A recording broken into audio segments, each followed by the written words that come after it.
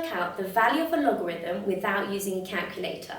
So if you're new to logarithms and powers, they're what we call inverse operations. Just like multiplication and division, they're also inverse operations. If you like, a logarithm undoes a power, okay? So before we have a look at these questions, I want to show you this equation over here in terms of b, x and y, just to show you what all the letters mean, okay? So this equation here, we read it as log x base b, or log x to the base b is equal to y, okay? So this equation at the moment is written in log form, logarithmic form. In a moment, I'm going to write it in power form, or exponential form, which will make a lot more sense to you, hopefully, okay? So before we start, this little number here, b, we call the base number. X, we usually call the argument. And the letter y, we call the exponent. Okay, so if I want to rewrite this equation in power form instead, what you have to do is take the base number, so b, and raise it to the power of y, the exponent. And when you do that, it equals the argument x.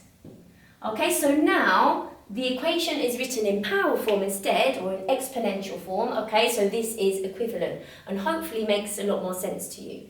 So we're just going to bear that in mind as we go through these questions, okay. In question 1, we have to work out log 1000 base 10, okay, so we have to work out what this is equal to. If you have a calculator, yes, you can type it into the calculator, but I've made up some nice easy questions that you should be able to do in your head, and it's really important to know how to do this, okay? When you do exam questions, sometimes it says do not use a calculator, you have to show you're working, and you really have to have this understanding of logarithms, okay? So what I'm going to do in question 1 is I'm going to put this equal to the letter x, so that I have an equation that I need to solve.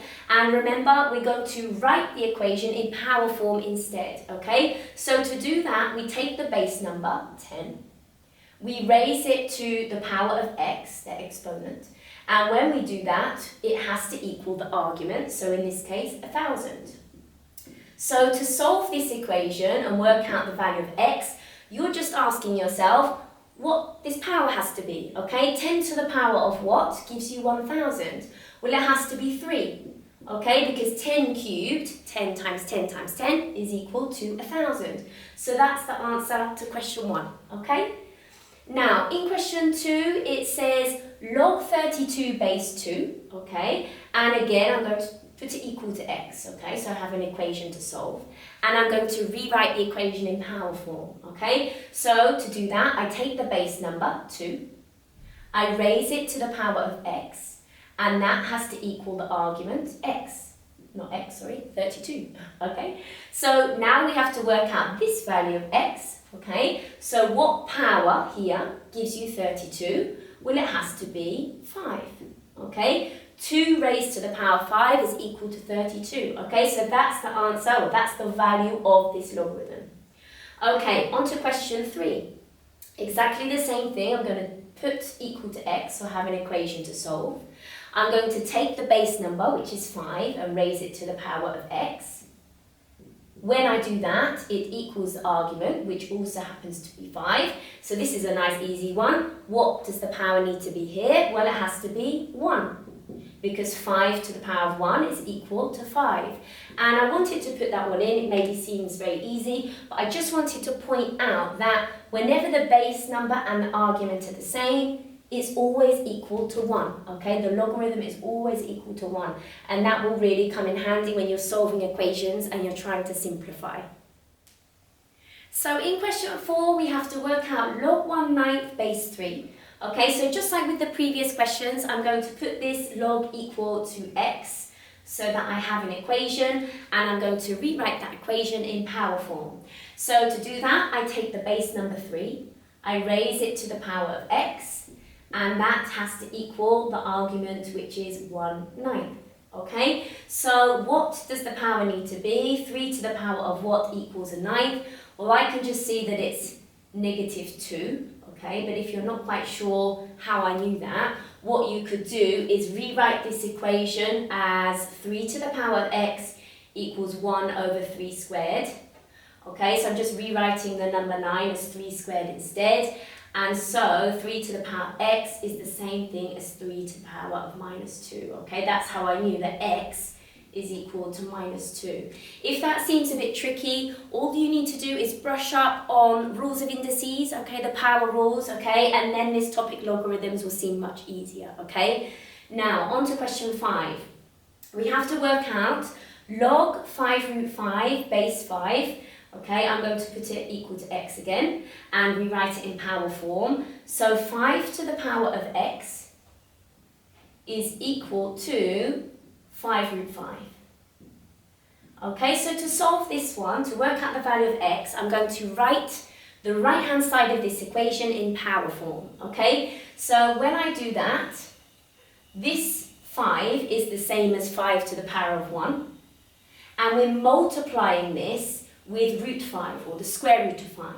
And if I write the square root of 5 in power form, it's the same as 5 to the power of a half, okay? Remember, square root is the same thing as raising to the power of a half. Now, when you multiply two numbers that are the same together, the rule is that you must add the powers together, okay? So if you add 1½ you get 1½, and I suggest you write that as an improper fraction. It's just neater, okay, when you do that, okay, in these log questions. So I can see here the value of x is equal to 1½ or 3/2, okay? So that is the answer to the logarithm in question 5. So in question 6, we have to work out the value of log₃7/7 all squared base 7, okay? So just like before, I'm going to put this equal to x, so that I have an equation that I'm now going to write in power form. So we take the base number 7, raise it to the power of x, and this is equal to all of this, okay? So the cube root of 7/7 all squared, okay? So just like in question 5, I'm going to write the right-hand side of this equation in power form, okay?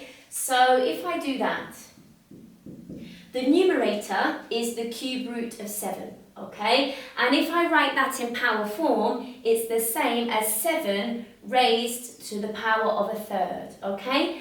And remember here, we're dividing by 7. I'm going to write it like this instead, divided by 7 to the power of 1, okay, so that it's nice and clear. And then afterwards, remember, you have to square everything, okay? So whenever you're dividing two numbers that are the same, you have to subtract the powers, okay? So if we do that, we have 1/3 take away 1, which is -2/3.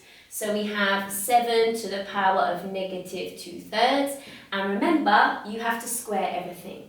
Okay, so the next rule is that you have to multiply these powers together, okay? So again, remember, if you're not familiar with that, you need to brush up on your rules of indices, okay? So if we multiply those two powers together, remember only the numerator is going to change here because this is like 2/1. So it's going to be 7 to the power of -4/3, okay, or -4/3. So we can see what the value of x is, okay? We can see the value of this logarithm is equal to -4/3, okay? So that is the answer to question 6. So in question 7, we have to work out log x² √x all cubed base x. Okay, so we have to work out what this log is equal to. This is a good example of when you wouldn't be able to put it in the calculator, okay, to work it out.